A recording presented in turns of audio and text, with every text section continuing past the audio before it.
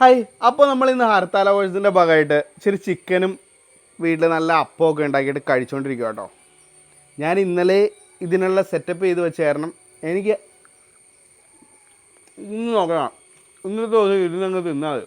പക്ഷേ ഇന്നലെ ഇതിനുള്ള വക കരുതി വയ്ക്കാത്തവരുടെ കാര്യം ആലോചിച്ചിട്ടുണ്ടോ? അപ്പോൾ ഇന്നത്തെ ഹർത്താലൊക്കെ നല്ല അടിപൊളിയായിട്ട്, ഹർത്താലെന്ന് തന്നെയാണ് ഇതിനെ പറയാൻ പറ്റുള്ളൂ, നല്ല അടിപൊളിയായിട്ട് സമാധാനമില്ലാതെ ജനാധിപത്യ വിരുദ്ധമായിട്ട് ഇങ്ങനെ സുഖമായിട്ട് നടന്നുപോയി. ഇപ്പോൾ ഒരു 5 മണിയൊക്കെ ആയിട്ടുണ്ട് കേട്ടോ. ആളുകളൊക്കെ അത്യാവശ്യം ഓട്ടോക്കാരൊക്കെ ഓടി തുടങ്ങിയിട്ടുണ്ട്, വണ്ടികളൊക്കെ ഓടി തുടങ്ങിയിട്ടുണ്ട്, കടകളൊക്കെ ചെറുതായിട്ട് വൈകിട്ട് തുറന്നു കഴിഞ്ഞാൽ എന്തെങ്കിലുമൊക്കെ കച്ചവടം നടക്കുന്ന കരുതുന്ന കടകളൊക്കെ തുറന്നിട്ടുണ്ട്. ബസ്സുകൾ ഒഴിച്ച് ബാക്കി എല്ലാ വാഹനങ്ങളും അത്യാവശ്യം നന്നായിട്ട് ഓടുന്നുണ്ട്. സമരം 6 മണി വരെ ആയിരുന്നെങ്കിലും 5 മണിയൊക്കെ ആയപ്പോഴത്തേക്കും ആളുകൾ തുറന്നിട്ടുണ്ട്. കാരണം ഈ സമരം കൊണ്ട് അങ്ങനെ വലിയ ഗുണമൊന്നുമില്ലെന്ന് അറിയുന്ന ആളുകൾ തന്നെയാണ് ഈ ഉള്ളവരൊക്കെ. സത്യത്തിൽ ഇന്നത്തെ സമരം കൊണ്ട് എന്തെങ്കിലും ഗുണം ഉണ്ടായിട്ടുണ്ടോ? നമുക്കൊരു സമരസേനാനിയുടെ തന്നെ ഒന്ന് ചോദിച്ചാലോ?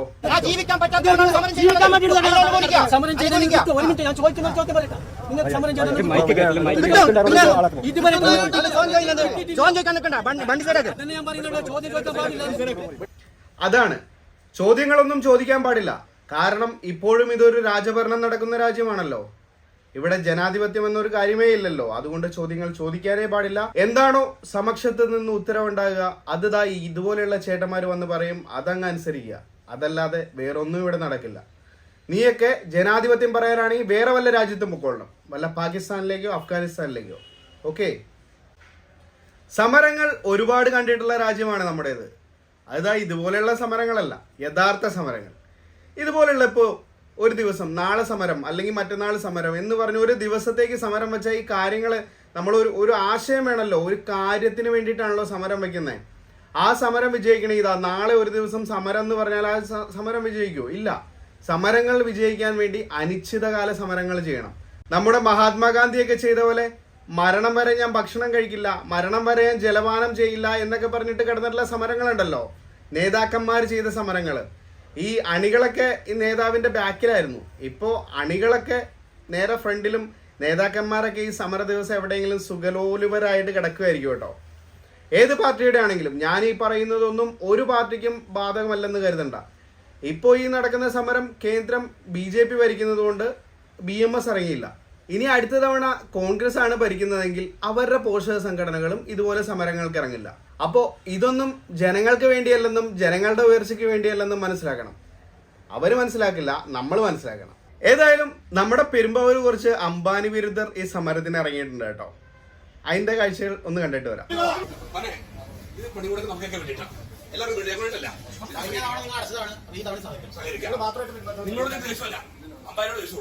ഞങ്ങൾക്ക് നിങ്ങളോട് ദേഷ്യമൊന്നുമില്ല, അംബാനിയോട് ദേഷ്യമുള്ളൂ. നേതാവിന്റെ ഫോൺ പതുക്കെ മേടിച്ചു നോക്കി കഴിഞ്ഞാൽ അറിയാം, ചിലപ്പോൾ ജിയോ സിം ആയിരിക്കും. എന്താ ഇപ്പൊ പറയാ അല്ലേ? സിവിൽ സ്റ്റേഷൻ സമരക്കാർ പൂട്ടിച്ചു. ഹാജരായ ജീവനക്കാരെ ഭീഷണിപ്പെടുത്തുന്ന ദൃശ്യങ്ങളും പുറത്തു വന്നു.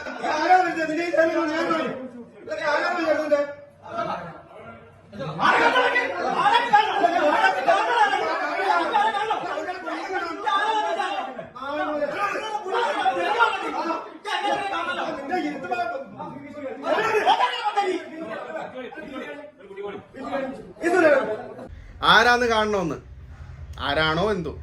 ഏതായാലും ചേട്ടൻ നൈസായിട്ട് ഫ്യൂസ് ഊരിയ പ്രശ്നം അങ്ങോട്ട് പരിഹരിച്ചിട്ടുണ്ട്.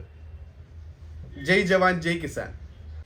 ഇതൊരു ജനകീയ സമരമാണെന്നും ജനങ്ങൾക്ക് വേണ്ടിയാണെന്നുമാണല്ലോ പറയുന്നത്.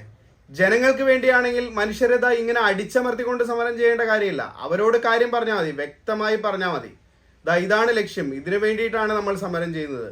നമ്മുടെ കർഷകരുടെ സമരമെല്ലാം നമ്മൾ കണ്ടതാണ്. നല്ല വ്യക്തമായിട്ട് അവർ പറയുന്നുണ്ടായിരുന്നു, ഈ ഒരു കാര്യത്തിന് വേണ്ടിയിട്ട് മരണം വരെ അല്ലെങ്കിൽ ഈ കാര്യം നടന്നു കിട്ടുന്നവരെ ഞങ്ങൾ സമരം ചെയ്യും. അതൊക്കെ ഒരു സമരമായിരുന്നു. ഈ കാണുന്നൊന്നുമല്ല സമരം.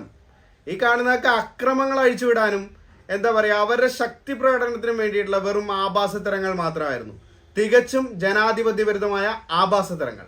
മെഡിക്കൽ സ്റ്റോറിനെ ഒഴിവാക്കിയിരിക്കുന്നത്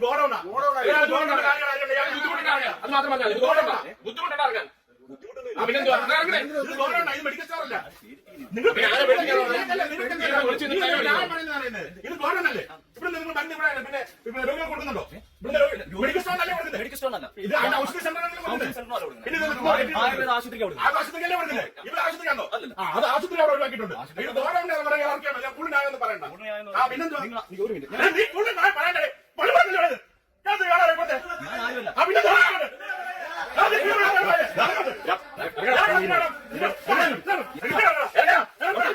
ദേ ഈ നേതാവിനെ കുറിച്ച് ഞാൻ ഏതായാലും ഒന്നും പറയുന്നില്ല കേട്ടോ. എനിക്ക് നല്ല പേടിയുണ്ട്. അദ്ദേഹത്തിന് എന്തോ കാര്യമായിട്ട് പ്രശ്നമുണ്ട്. ഈ സമരം കഴിഞ്ഞ് നിങ്ങൾ സമരാനുകൂലികളെല്ലാം കൂടെ, സമരസേനാനികളെല്ലാം കൂടെ അദ്ദേഹത്തെ ഏതെങ്കിലും ഹോസ്പിറ്റലിൽ കാണിക്കുവാണെങ്കിൽ നല്ലതായിരിക്കും. എന്തോ കാര്യമായിട്ടുള്ള പ്രശ്നമുണ്ട് അദ്ദേഹത്തിന്. തികച്ചും സമാധാനപരവും ജനാധിപത്യപരവും. ഇനി നിങ്ങൾ പറഞ്ഞല്ലോ വിജയിപ്പിക്കാൻ വേണ്ടിയുള്ള സമരമായിരുന്നു, നമ്മൾ ജനങ്ങൾക്ക് വേണ്ടിയുള്ള സമരമായിരുന്നു, സാധാരണക്കാർക്ക് വേണ്ടിയുള്ള, തൊഴിലാളികൾക്ക് വേണ്ടിയുള്ള സമരമായിരുന്നു എന്ന്. വിജയിക്കാൻ വേണ്ടി ഒരു സമരം ചെയ്യേണ്ടത് എങ്ങനെയാണെന്ന് ഞാൻ പറഞ്ഞുതരാം. അത് അനിശ്ചിത കാലത്തേക്കായിരിക്കണം. ഒരാവശ്യം പറഞ്ഞിട്ട് ആ ആവശ്യം നടത്തിയെടുക്കാൻ വേണ്ടിയിട്ടുള്ള അനിശ്ചിത കാലത്തേക്കുള്ള സമരമായിരിക്കണം അത്. അല്ലാതെ പ്രഹസനമാവരുത്. ഇപ്പം ഞാൻ പറയുവാണ്, എനിക്കൊരു ആവശ്യമുണ്ട്, ആ ആവശ്യം നിറവേറ്റി തന്നില്ലേ 12 മണിക്കൂർ ഞാൻ റോഡിൻ്റെ നടുക്ക് കിടക്കുമെന്ന് പറഞ്ഞിട്ടുണ്ടെങ്കിൽ റോട്ടിൽ കൂടെ വണ്ടികൾ 2 സൈഡിൽ കൂടെ പോവും. അതല്ലെങ്കിൽ എന്നെ തൂക്കിയെടുത്ത് സൈഡിലേക്ക് ഇടും. അല്ലാതെ അതിനപ്പുറമുള്ള ഒരു നടപടി അതിനകത്ത് ഉണ്ടാവില്ല. ഇനി മറിച്ച് ഞാൻ പറയുവാണ്, ഞാൻ മരിക്കുന്നവരെ റോഡ് സൈഡിൽ കിടക്കും, റോഡിന് നടുക്ക് കിടക്കും. എനിക്ക് ആ കാര്യം നടത്തി തരണം എന്ന് പറഞ്ഞാൽ എന്തെങ്കിലുമൊക്കെ ഒരു കാര്യം ചിലപ്പോൾ ചെയ്യും. ഒന്നിലും എന്നെ വണ്ടി കയറ്റി കൊല്ലുമെങ്കിലും ചെയ്യും. കാരണം സൈഡിൽ കിടന്നാൽ ഇവൻ ശല്യമായിട്ട് വീണ്ടും വന്ന് കിടക്കുമല്ലോ എന്ന് വിചാരിച്ചിട്ട് എന്നെ കൊന്നു കളയാനെങ്കിലും അങ്ങനെ ഒരു കാര്യമെങ്കിലും ചെയ്യും. ഓക്കെ, ഇത് അവസാനിപ്പിക്കണമല്ലോ. അപ്പോൾ അവസാനിപ്പിക്കാൻ വേണ്ടിയിട്ടുള്ള എന്തെങ്കിലും ഒരു കാര്യം കൊടുക്കാതെ ഈ ഒരു ദിവസത്തേക്ക്, നാളെ ഒരു ദിവസം റെസ്റ്റ് എടുക്കും. ഈ മന്ത്രിമാരും ഈ ഉദ്യോഗസ്ഥരും എല്ലാം ശമ്പളം മേടിച്ച് റെസ്റ്റ് എടുക്കും, സുഖമായിട്ട് റെസ്റ്റ് എടുക്കും, വീട്ടിൽ ചിക്കനും മട്ടനും ഒക്കെ തിന്നിരിക്കും. സാധാരണ ജനങ്ങളുണ്ടല്ലോ, ഒരു ദിവസം പണിയെടുത്തില്ലെങ്കിൽ അവൻ്റെ അന്നം മുടങ്ങുന്ന സാധാരണ ജനങ്ങൾ ഒരു ദിവസത്തേക്ക് ഓരോ ദിവസത്തെ ജോലിയും നോക്കി നടക്കുന്നവർ, EMI കൃത്യമായിട്ട് ഇന്ന് പണിക്ക് പോയിട്ട് നാളെ EMI അടയ്ക്കേണ്ട ആൾക്കാർ, അങ്ങനെയുള്ളവരൊക്കെ കുടുങ്ങിപ്പോവും. അല്ലാത്തവർക്കൊന്നും ഒരു പ്രശ്നമില്ലടോ. സാധാരണ ജനം ഒരു ദിവസം ഇത്തരം പ്രഹസനങ്ങൾക്കെല്ലാം എതിരെ ഇറങ്ങും. ആ ഇറങ്ങുന്നത് വരെ മാത്രമേ ഉള്ളൂ ഈ നേതാക്കളുടെയും കുട്ടി നേതാക്കളുടെയൊക്കെ ഈ തെമ്മാടിത്തരം. അവസ്ഥ സമരം ഇവിടുത്തെ സിറ്റുവേഷൻസ് കണ്ടിട്ട് മനസ്സിലാവും. സമരം സമ്പൂർണ്ണ വിജയമായി തന്നെ മുന്നോട്ട് പോകും. ഇവിടുന്ന് ബസ്സുകളൊന്നും ഓപ്പറേറ്റ് ചെയ്യും? ഇല്ല, ഇവിടെ നിന്ന് ഓപ്പറേറ്റ് ചെയ്യുന്നില്ല. ജീവനക്കാർ ജോലിക്ക് പോകാൻ വന്നിട്ടില്ല. സമരത്തോട് സഹകരിച്ചാണ്. ഒരു ജീവനക്കാരൻ പോലും നിലവിൽ ഇവിടെ വന്നിട്ട് ജോലിക്ക് പോകാൻ തയ്യാറായിട്ട് വന്നിട്ടില്ല. എല്ലാവരും സമരത്തോട് അനുകൂലിച്ചാണ് പോകുന്നത്. അങ്ങനെ സമരാനുകൂലികൾ അങ്ങനെ പറയുമ്പോൾ ഈ ബസ്സിനുള്ളിൽ സമരത്തെ എതിർക്കുന്ന 2 പേരും കൂടിയുണ്ട്. ഇല്ല ചേട്ടാ, സമരം വളരെ പൂർണ്ണവും ജനാധിപത്യവുമായിരുന്നു. നിങ്ങൾ കണ്ടില്ലേ? പിന്നെ ബസ്സിലിരിക്കണേ ചേട്ടൻ, അതാ ചേട്ടൻ സമരത്തിനെ അനുകൂലിക്കാൻ വേണ്ടിയിട്ട് റോഡിന് നടുക്ക് KSRTC ഇട്ട് സമരം ചെയ്യുമായിരുന്നു. ഏതായാലും പണിമുടക്കുന്ന ഒരു മനോഹരമായുള്ള പേരിട്ട് സാധാരണ ജനങ്ങളുടെ ജീവിതത്തിലേക്ക് ഇടിച്ചു കയറിയ കുട്ടി നേതാക്കളെയും അതിൻ്റെ കുറച്ചുകൂടി മുകളിലുള്ള നേതാക്കളെയൊക്കെ ഒരുപാട് കാണാൻ പറ്റി ഇന്നത്തെ ഈ സമരം കൊണ്ട് കേട്ടോ.